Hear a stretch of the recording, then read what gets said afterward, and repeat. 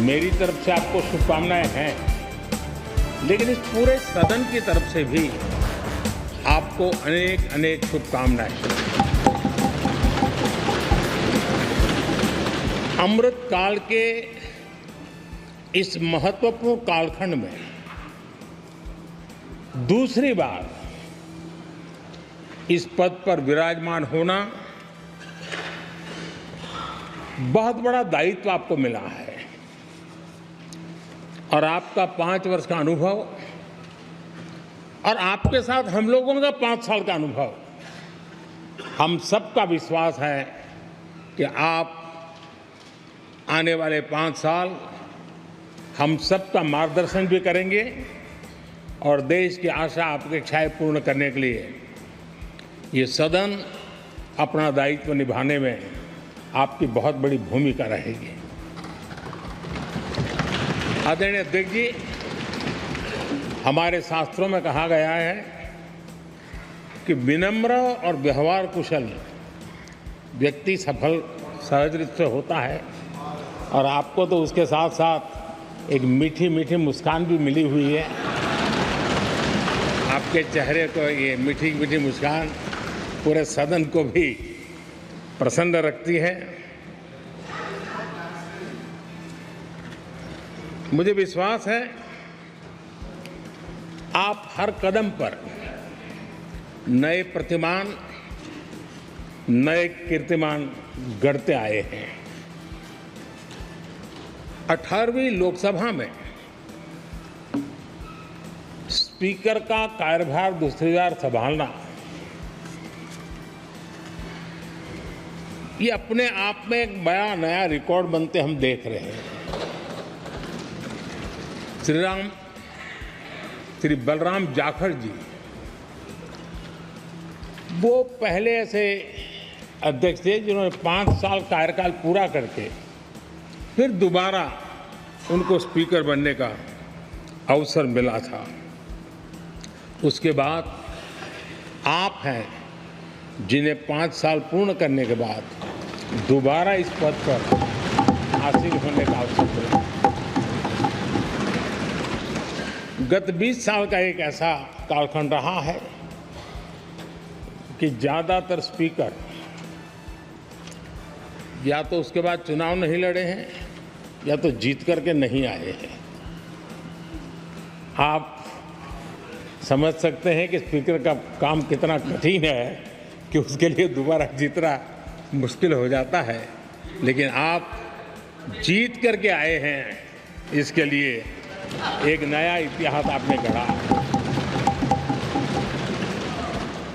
आदरणीय अध्यक्ष जी, इस सदन में ज़्यादातर हमारे सभी माननीय सांसद आपसे परिचित हैं, आपके जीवन से भी परिचित है और पिछली बार मैंने इस सदन में आपके संबंध में काफ़ी कुछ बातें रखी भी थी और मैं आज उसको दोहराना नहीं चाहता हूं, लेकिन मैं एक सांसद के रूप में और हम सभी सांसद के रूप में आप जिस प्रकार से एक सांसद के नाते काम करते हैं ये भी जानने योग्य है और बहुत कुछ सीखने योग्य है। मुझे विश्वास है कि आपकी कार्यशैली एज ए सांसद भी हमारे जो फर्स्ट टाइमर सांसद हैं, हमारे युवा सांसद हैं, उनको जरूर प्रेरणा देगी। आपने अपने कार्यक्षेत्र में, संसदीय क्षेत्र में स्वस्थ मां और स्वस्थ शिशु एक कमिटमेंट के साथ जो अभियान चलाया है और सुपोषित मां, इस अभियान को आपने जिस प्रकार से अपने क्षेत्र में प्राथमिकता देकर के खुद को इन्वॉल्व करके किया है, वो वाकई प्रेरक है। आपने कोटा के ग्रामीण क्षेत्रों में हॉस्पिटल ऑन व्हील्स, ये भी एक मानव सेवा का उत्तम काम जो राजनीतिक कामों के सिवाय करने वाले कामों में आपने चुना है, वो भी अपने आप में गांव-गांव लोगों को स्वास्थ्य सेवाएं पहुंचाने में मदद कर रहा है। आप नियमित रूप से गरीबों को कपड़े, कंबल, मौसम के अनुसार छाता की जरूरत है छाता, जूते, ऐसी अनेक सुविधाएं समाज के आखिरी तबके के जो लोग हैं उनको खोज करके पहुंचाते हैं। खेलों में प्रोत्साहन देना आपके क्षेत्र के युवकों में यह आपने एक प्राथमिकता के रूप से काम उठाया है। आपके पिछले कार्यकाल में 17वीं लोकसभा में मैं कहता हूं कि संसदीय इतिहास का वो स्वर्णिम कालखंड रहा है। आपकी अध्यक्षता में संसद में जो ऐतिहासिक निर्णय हुए हैं, आपकी अध्यक्षता में सदन के माध्यम से जो सुधार हुए हैं, ये अपने आप में एक सदन की भी और आपकी भी विरासत है।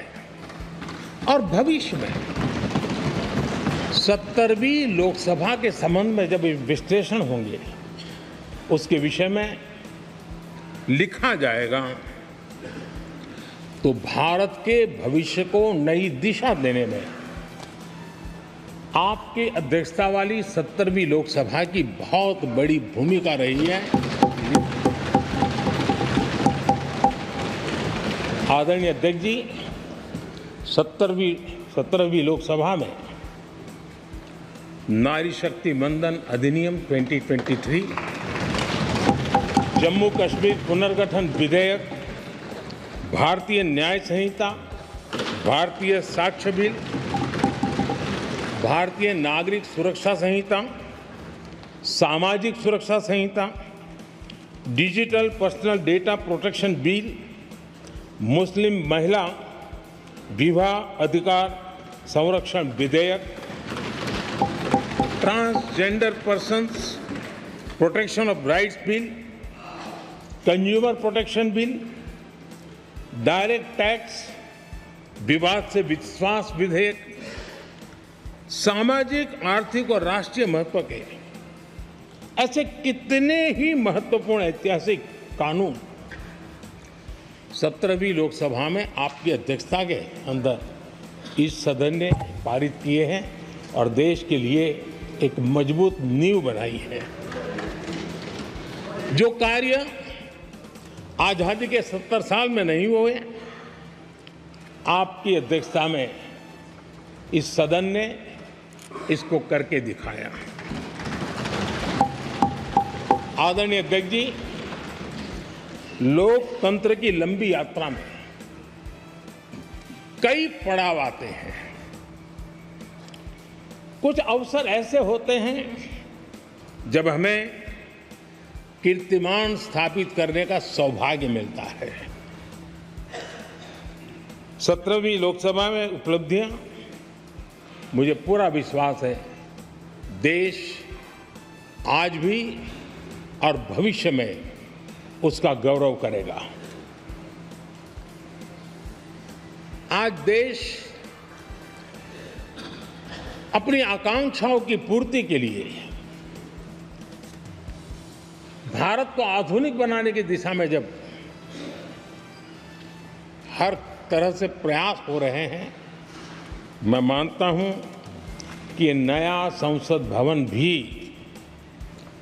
अमृतकाल के भविष्य को लिखने का काम करेगा और वो भी आपकी अध्यक्षता।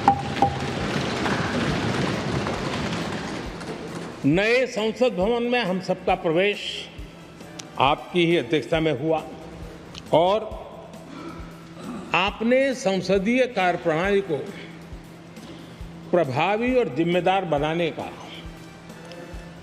कई महत्वपूर्ण फैसले लिए हैं और इसलिए लोकतंत्र को मजबूती देने में मदद मिली है।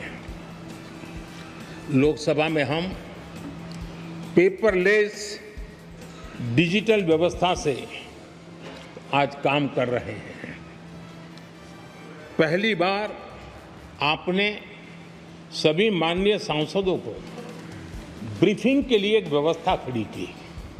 इससे सभी माननीय सांसदों को भी आवश्यक रेफरेंस मटेरियल मिला।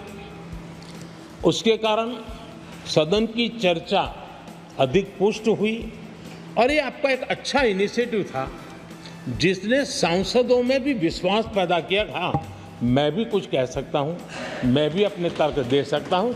तो एक आपने अच्छी व्यवस्था को विकसित किया है। आदरणीय अध्यक्ष जी, G20 भारत की सफलता के एक महत्वपूर्ण पृष्ठ है, लेकिन बहुत कम चर्चा हुई है, वो है P20। और आपके नेतृत्व में G20 देशों के जो पीठासीन अधिकारी हैं, स्पीकर्स हैं, उनका सम्मेलन आपकी अध्यक्षता में हुआ। और अब तक P20 के जितने सम्मेलन हुए हैं उसमें ये ऐसा अवसर था कि दुनिया के सर्वाधिक देश आपके निमंत्रण पर भारत आए और बहुत ही उत्तम प्रकार के निर्णय उस समिट में हुए और उसने विश्व में भारत की लोकतंत्र की जो प्रतिष्ठा है उसको गौरव देने में बहुत बड़ा रोल अदा किया है। आदरणीय अध्यक्ष जी, ये हमारा भवन ये सिर्फ 4 दीवारें नहीं है। हमारा ये संसद 140 करोड़ देशवासियों की आशा का केंद्र है।